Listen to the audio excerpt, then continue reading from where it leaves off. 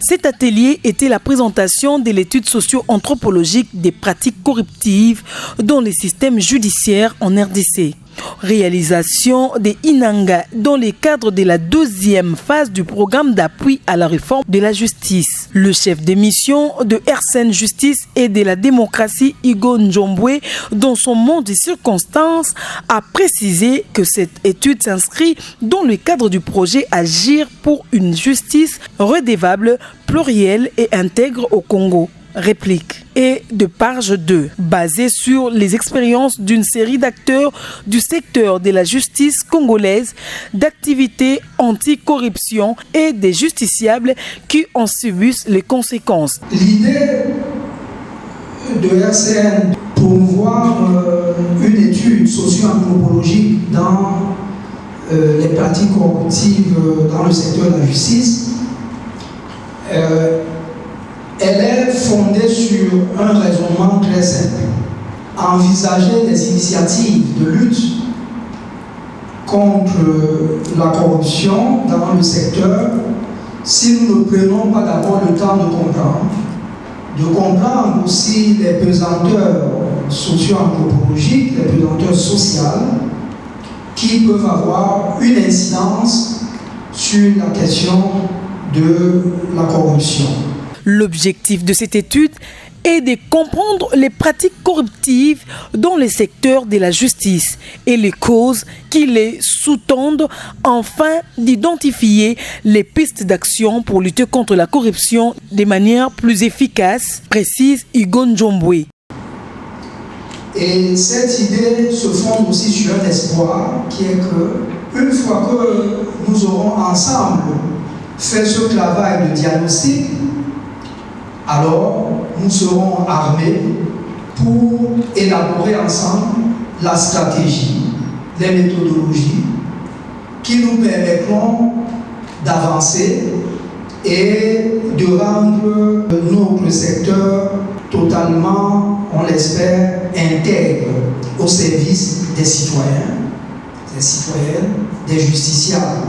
Le vice-ministre de la Justice, Tadé Mambou, représentant la ministre d'État, ministre de la Justice, a pour sa part salué l'intérêt manifesté dans l'étude socio-anthropologique des pratiques corruptives.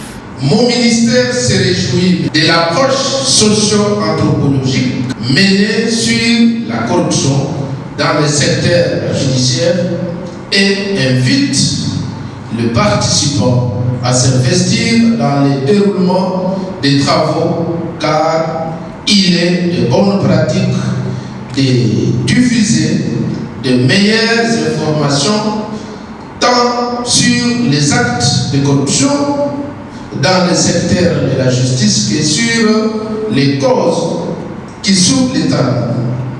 Au cours des échanges et enrichissements, le DGA de l'OCEP, Robert Monsi, représentant du directeur général, a porté sa contribution sur les questions d'intégrité et d'éthique.